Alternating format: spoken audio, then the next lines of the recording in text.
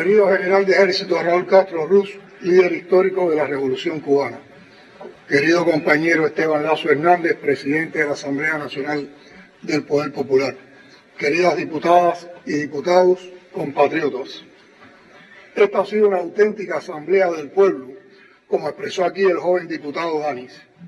Lo ha sido porque sus debates fueron los debates de la sociedad cubana de hoy sobre los enormes desafíos que tenemos por delante, pero también porque volvió a revelarse en ellos la impresionante disposición de este pueblo a pelear cuando todo se pone más difícil. Ni pesimismo, ni derrotismo, ni desánimo. Lo que encontramos aquí fueron exposiciones sobrias, críticas desde el compromiso y, sobre todo, propuestas concretas y demandas de cambiar lo que deba ser cambiado sin dilaciones. La sabiduría y el entusiasmo que ha caracterizado a prácticamente todas las intervenciones de estos días no me sorprenden. Es lo que he visto en los recorridos por provincias, justo donde la situación es más dura después de las largas horas de apagón, siempre encuentras el extra de las cubanas y los cubanos. No es la primera vez, ni será la última, que la Revolución Cubana se enfrenta a su momento más difícil, entre comillas, aunque siempre nos parecerá que nada puede ser peor que lo que enfrentamos en el instante que lo enfrentamos. Voy a citar unos pocos episodios de la historia de Cuba. El Pacto de Sanjón después de 10 años de una guerra sangrienta que terminó con la muerte o el exilio de sus líderes. La caída en combate de Martí y Maceo. La intervención yanqui que nos robó hasta el derecho de entrar a la ciudad heroica y de asistir a la firma del Tratado de París, porque allí dos imperios negociaron nuestra libertad. La República neocolonial con su apéndice amenazante y la base militar yanqui donde se tortura y se viola la dignidad humana. Luego viene el Machadato, con su pompa y su miseria, y Mella asesinado, y la revolución que se fue a Bolina, y Guiteras masacrado en el Morrillo por su acción profundamente antiimperialista, y la corrupción de los auténticos, y el golpe de Estado de Batista, y los asesinatos de nuestros hijos que denunciaban las madres cubanas, y los estudiantes reprimidos, y la masacre de los asaltantes al Moncada, al Palacio Presidencial Goicuría. Con toda esta herencia de heroísmo y frustraciones de las luchas revolucionarias, entró en la historia la generación del centenario, con su revés marcando la victoria en el asalto al Moncada.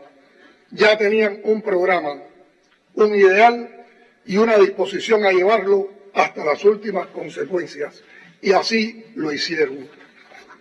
Cuando se repasan todos los periodos de los 66 años de la revolución en el poder, lo que encontramos, además de victorias, son desafíos tercermundistas, zancadillas enemigas y también errores y aprendizajes propios, frutos todos del afán jamás abandonado de conquistar y sostener la justicia social como aspiración suprema en un contexto mundial completamente adverso desde que dejaron de existir la Unión Soviética y el campo socialista. Si a pesar de todo eso, la Revolución Cubana está de pie y luchando por la prosperidad posible, es por su carácter auténtico y genuino. No somos un accidente de la historia. Somos la lógica consecuencia de una historia de resistencia y rebeldía contra el abuso y la injusticia que tiene razones muy profundas para creer en sus propias fuerzas. Por eso ofenden la dignidad nacional quienes juegan a comparar los tiempos para elogiar lo bien que estaba Cuba antes de 1959, posteando fotos de los palacetes y las elegancias de sus damas y caballeros, pero escondiendo las del desalojo, el plan de Machete, la miseria, los niños inflamados de parásitos que trabajaban cuando debían ir a la escuela, las prostitutas y las mafias italoamericanas repartiéndose el botín de los hoteles y los cabarets solo para blancos en un país mestizo. Porque la revolución que tomó por fin el poder en 1959, la inició un pequeño grupo de revolucionarios, pero la hizo todo un pueblo. Y ese pueblo que la hizo, la ha defendido y la defiende hoy hasta con los dientes. Que no quepa duda.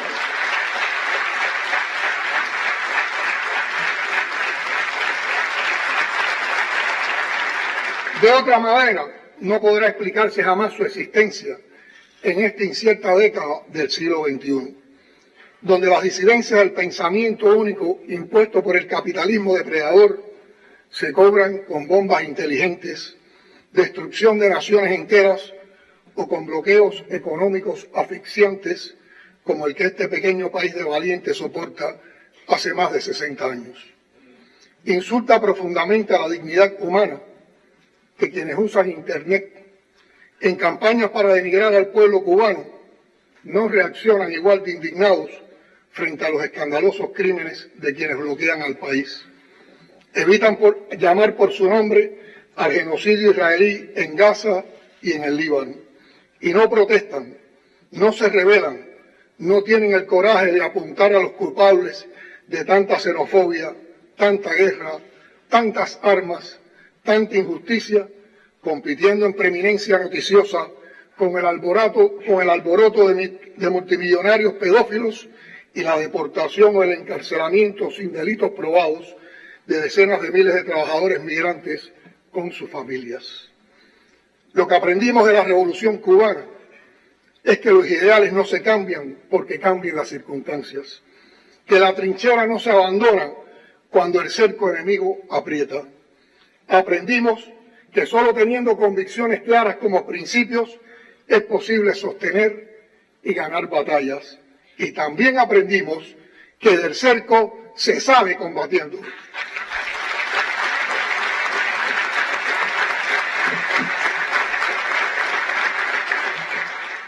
Compañeras y compañeros, no voy a extenderme en los temas ya abordados.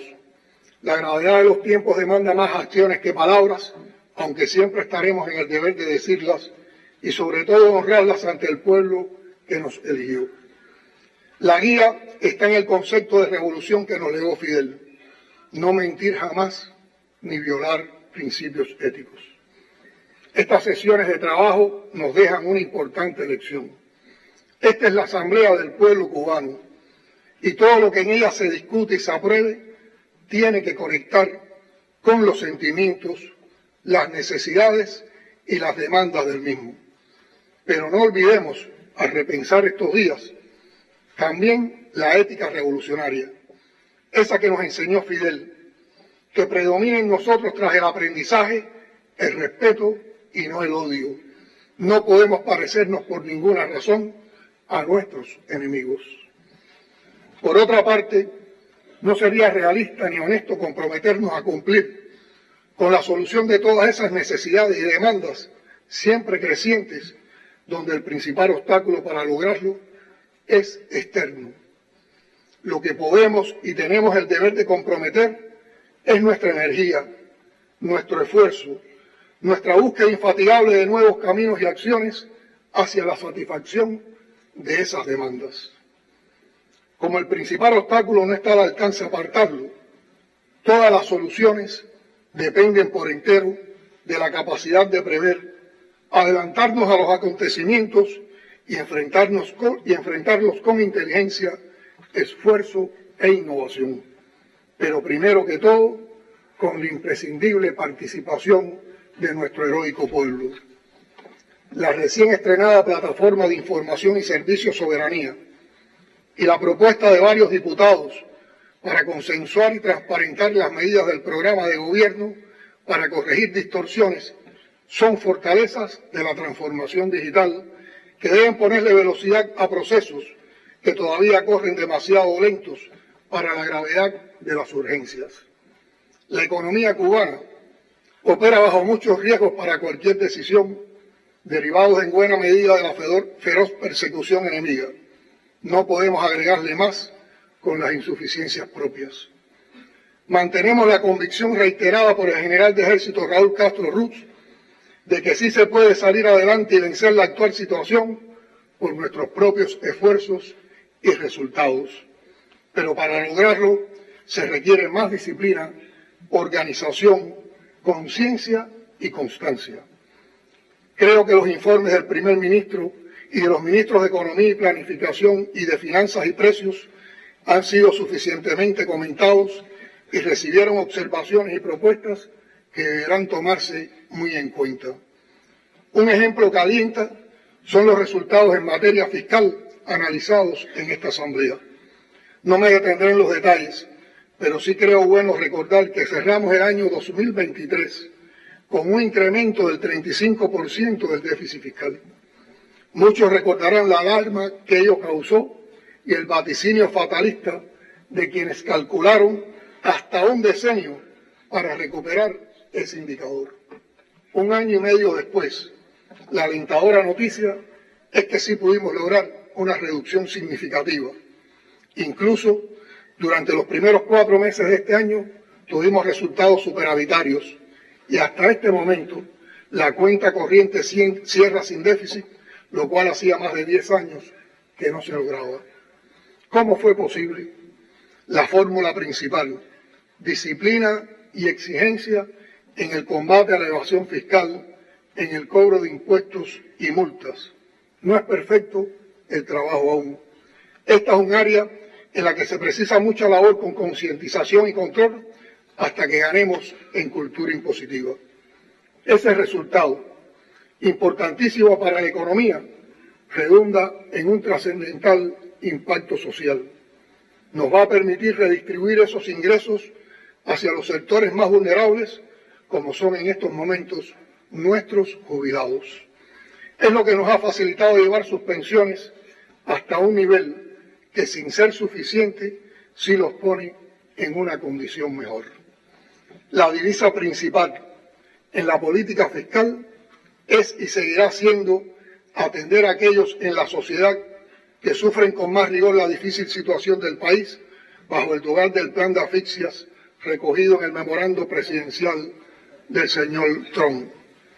Con la convicción de que sí se puede, tenemos que volcarnos a otras áreas vitales para el desarrollo, como es lograr incrementar el ingreso de divisas en medio de un escenario muy hostil en que el gobierno de Estados Unidos refuerza su cerco para evitar cada día más la entrada de un solo céntimo al país. No podemos permanecer impasibles, mucho menos sentirnos derrotados.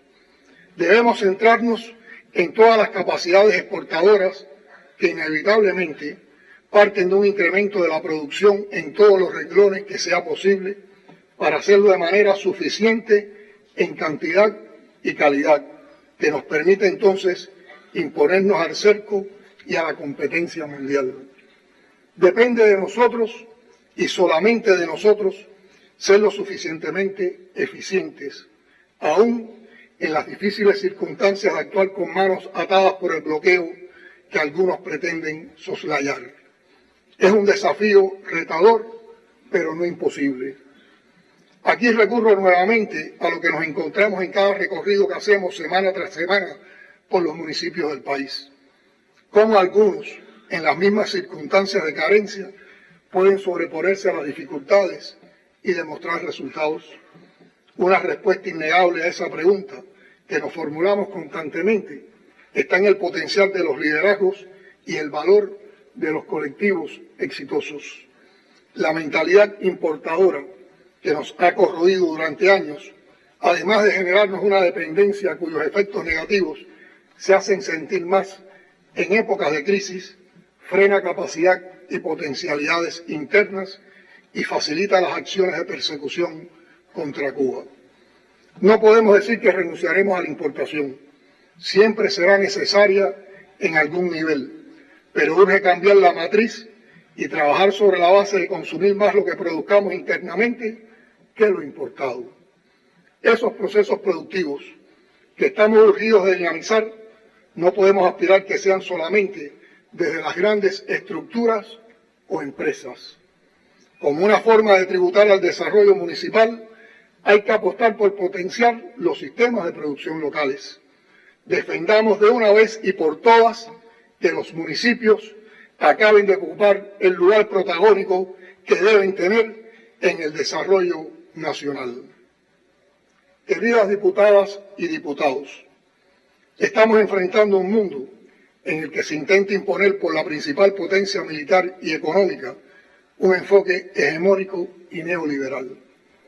Durante este semestre hemos consolidado las relaciones exteriores que se fortalecen en medio de presiones constantes de sectores de odio extremo anticubano por promover el aislamiento económico y político que nunca lograrán. Cuba sigue siendo ese referente de dignidad y soberanía nacional que muchos gobiernos y pueblos del mundo miran con admiración. Hemos alcanzado un nivel superior en las relaciones estratégicas con China, Vietnam, Rusia y otros países amigos que participan de manera creciente y mutuamente beneficiosa en los planes de desarrollo económico y social. Permanente es nuestro apoyo a la revolución bolivariana, a la revolución sandinista y a la siempre hermana nación y pueblo de México. Hemos continuado el diálogo respetuoso y las relaciones de cooperación con los países miembros de la Unión Europea sobre la amplia base y marco legal que ofrece el Acuerdo de Diálogo Político y Cooperación entre Cuba y ese bloque de países. Cuba mantendrá su solidaridad y cooperación con las naciones hermanas de África y América Latina y el Caribe, que continúan denunciando el bloqueo y las certificaciones arbitrarias a pesar de disímiles presiones de las que son objeto. En los importantes eventos que hemos participado este año, como la CELAC, las cumbres de la Unión Euroasiática y de los BRICS, se ha ratificado la comprensión, la sensibilidad y la voluntad de insertar y apoyar a Cuba en estos mecanismos internacionales. Observamos en las reacciones del pueblo muchas expectativas favorables sobre el afianzamiento de estos intercambios y sus resultados. Aunque lleva tiempo consolidar la incorporación a esos mecanismos, significan nuevas y esperanzadoras oportunidades. Para ello, también tenemos que trabajar todos, a todos los niveles, con alto sentido de pertenencia, responsabilidad y sin esa burocracia persistente que aún nos encontramos y no pocas veces lastra y frustra importantes proyectos. Cualquier estrategia para avanzar debe tomar en cuenta que la nueva doctrina estadounidense que busca imponer la paz por la vía de la fuerza es una amenaza latente para la paz verdadera a nivel global, lo que plantea, en el caso particular de Cuba, un escenario muy peligroso. Nadie está a salvo cuando el imperio más poderoso de la historia se salta todas las reglas de las relaciones internacionales para imponer su voluntad hegemónica contra países a los que pretende someter, incluso, como hemos visto, a sus propios aliados tradicionales. En nuestro caso, la pretensión de someternos, mucho más antigua que la revolución, se ha recrudecido en los últimos años y muy recientemente la actual administración republicana se ha encargado de declararla formal y públicamente en un memorándum presidencial de seguridad nacional. Las principales medidas contempladas en ese memorándum en realidad se vienen aplicando desde el primer mandato de Donald Trump y se dirigen a cerrar todas las vías de acceso al financiamiento imprescindible para un normal desempeño de la economía.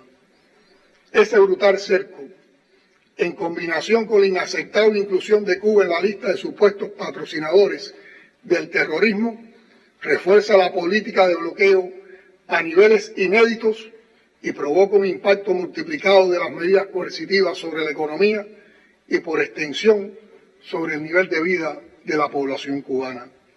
No podemos ocultar ni ignorar ese efecto y mucho menos su propósito destructivo. La combinación de la poca disponibilidad de ingresos en divisa, como ya hemos mencionado, la alta dependencia de las importaciones y los efectos transversales que ocasiona la inestabilidad del sistema electroenergético nacional provocan una significativa paralización o ralentización de la actividad económica que nos impone un déficit en la oferta de bienes y servicios a la población y una contracción de las exportaciones. Consecuentemente, se limita la capacidad de importación de los alimentos para la canasta básica y de los combustibles necesarios para la generación eléctrica y el funcionamiento de la economía. La escasa disponibilidad de medicamentos y la disminución de los servicios de transporte, recogida de desechos sólidos y abasto de agua, entre otros, configuran el duro panorama al que se enfrenta todos los días nuestro pueblo. Para sortear esta situación, nos hemos visto obligados a aceptar la dolarización parcial de la economía, lo que indudablemente, de alguna manera, favorece a quienes poseen determinados recursos de capital o reciben remesas, lo que se traduce en un indeseado ensanchamiento de las brechas que marcan la desigualdad social. En ese contexto, tenemos que elevar la eficacia de la función social redistributiva del Estado con políticas públicas y fiscales que, sin coartar las soluciones, eviten la concentración de la riqueza en pocas manos, incrementando la desigualdad y la pobreza. Y prestar la mayor atención a la inflación, que aunque mantiene una ligera desaceleración, es todavía muy alta, limitando la capacidad adquisitiva del salario de los trabajadores y el menor ingreso de los pensionados y jubilados. Es urgente reordenar las relaciones entre el sector estatal y el sector privado para corregir distorsiones, malas prácticas y tendencias negativas que se aparten de los principios de la construcción socialista.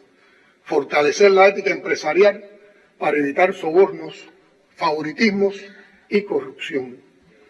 En este escenario, precisamente se trabaja para hacer cumplir y apoyar el programa de gobierno para eliminar distorsiones y reimpulsar la economía, cuya marcha, resultados y proyecciones presentó el compañero Marrero.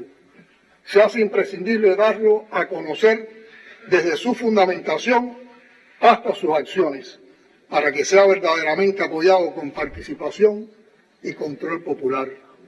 El eminente científico y miembro de nuestro Consejo de Estado, Yuri Valdés Balbín, expuso muy gráficamente aquí la importancia de la participación del pueblo en el control y en todos los procesos que impactan en su bienestar, siempre desde una perspectiva libre de formalismos que conecte realmente con los intereses de quienes participan. Es necesario articular y promover en los espacios municipales y comunitarios las formas participativas para satisfacer las necesidades de los ciudadanos.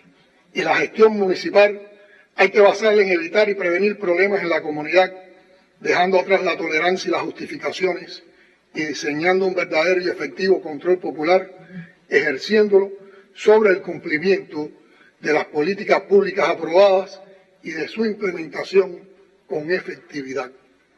Otro frente decisivo de la soberanía nacional es la batalla en el ecosistema digital.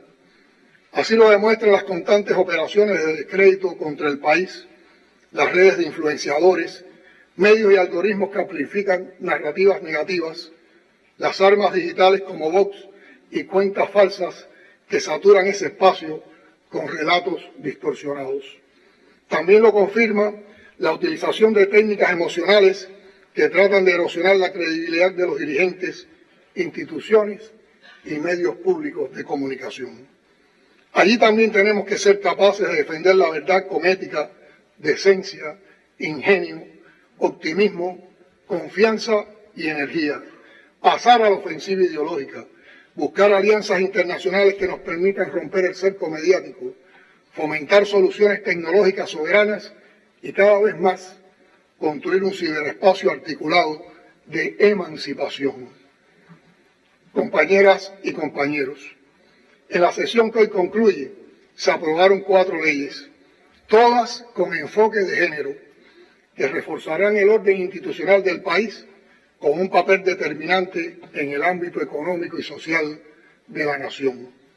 La ley del sistema deportivo cubano establece y regula los ámbitos, objetivos, principios, componentes, la organización y su funcionamiento, favoreciendo su desarrollo integral en medio de los desafíos actuales.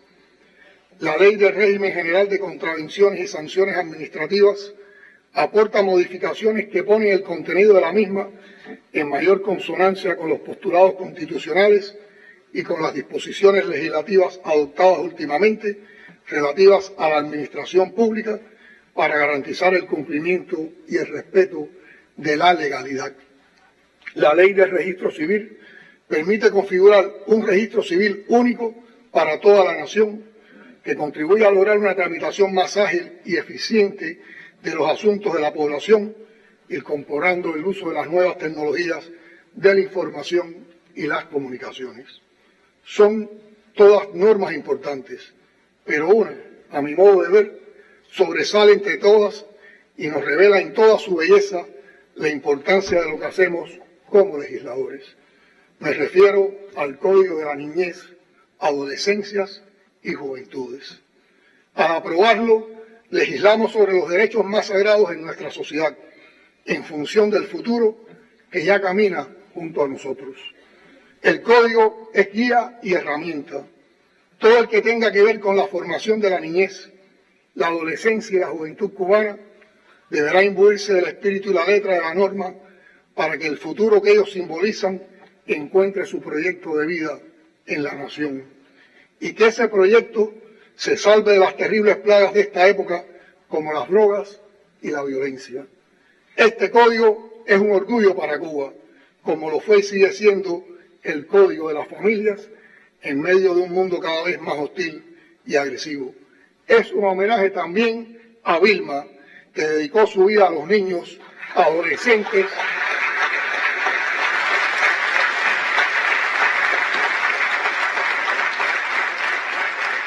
es un homenaje también a Vilma, que dedicó su vida a los niños, adolescentes y jóvenes cubanos y nos abrió el camino con su visión siempre humanista, feminista y sobre todo revolucionaria. Nada de lo que soñamos y hacemos tendría sentido sin nuestro mayor tesoro, las nuevas generaciones. O para decirlo con palabras más personales, nuestros hijos y nuestros nietos.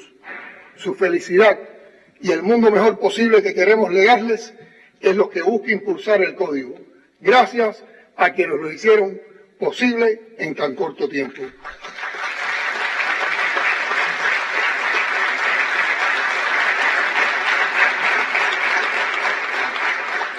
Por otra parte, la reforma constitucional aprobada constituye un hecho legítimo y justo, responde a las realidades actuales del país y es fiel a nuestra historia, de tal forma que la Constitución favorezca la posibilidad de una selección más amplia de compañeras y compañeros con condiciones para ser elegidos como presidente de la República.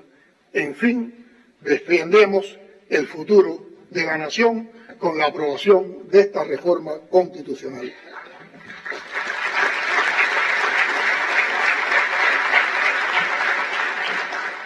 Compatriotas, hoy cuando solo faltan horas para una nueva conmemoración de ese momento clave de la historia que fue el 26 de julio de 1953, vale recordar lo que dijo Fidel en el cuarto Congreso del Partido en 1991, el año que terminaría con la desaparición de la URSS y el campo socialista.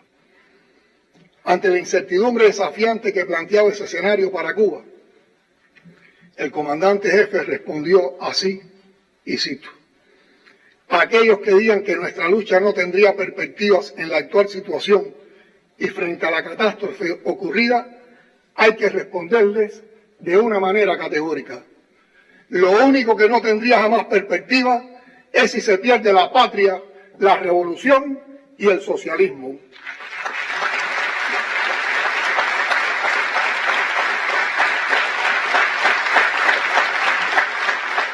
Es como si a nosotros nos hubieran dicho que no teníamos perspectivas después del ataque al Moncada. Fin de la cita. Su legendario optimismo se resume en esa frase y en las salidas que siempre vio, no afuera, sino dentro del pueblo, con su potencial de inteligencia tremendo, que es uno de los grandes recursos que tenemos a manos. Conscientes de la absoluta vigencia de esas ideas, reitero hoy lo que Fidel nos dijo entonces. Hay posibilidades, eso es lo importante. Hay posibilidades, pero las posibilidades son para los pueblos que luchan, los pueblos firmes, los pueblos tenaces, los pueblos que pelean. Las posibilidades existen para un pueblo como el nuestro. Fin de la cita.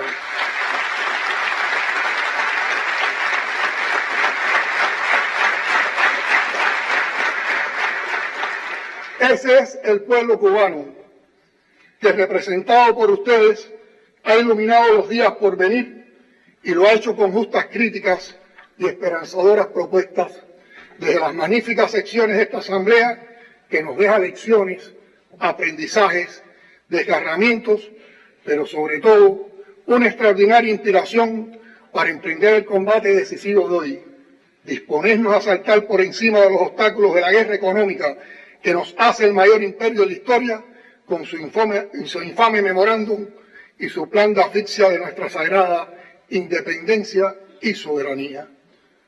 El 26 de julio en Ciego de Ávila, a cuyo laborioso pueblo felicitamos, celebraremos la certeza de que sí se puede.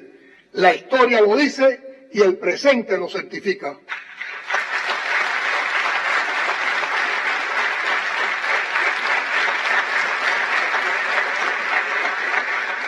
En nombre del partido y del gobierno, extiendo esa felicitación y el agradecimiento más profundo a todo el pueblo de Cuba.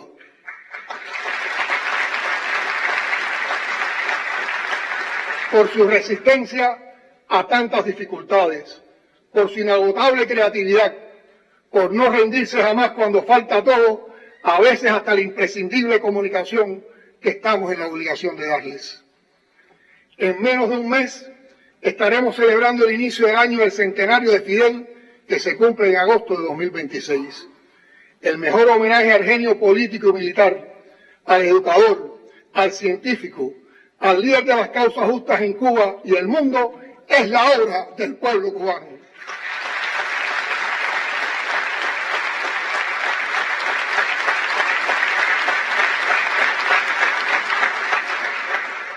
Gracias, Cuba. La belleza de esta hora difícil está en sabernos parte de un pueblo inderrotable. La rendición nunca ha sido alternativa. Independencia o muerte, sí. Patria o muerte, sí. Socialismo o muerte, sí. Rendición, jamás.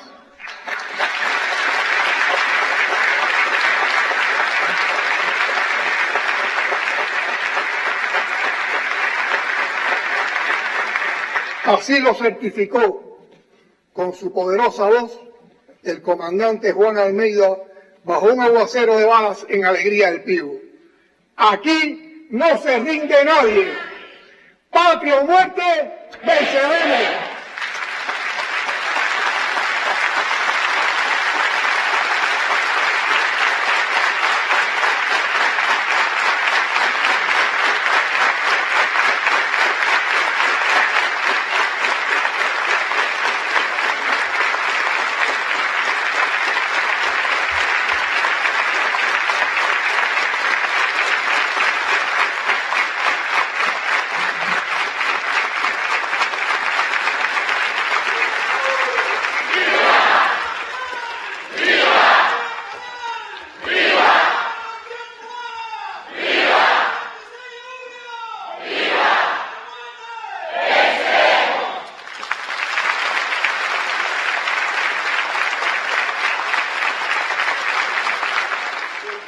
Y el aliento de nuestro primer secretario, hemos concluido el quinto periodo ordinario de sesiones de la Asamblea Nacional en su 10ª legislatura. ¡Hasta la victoria!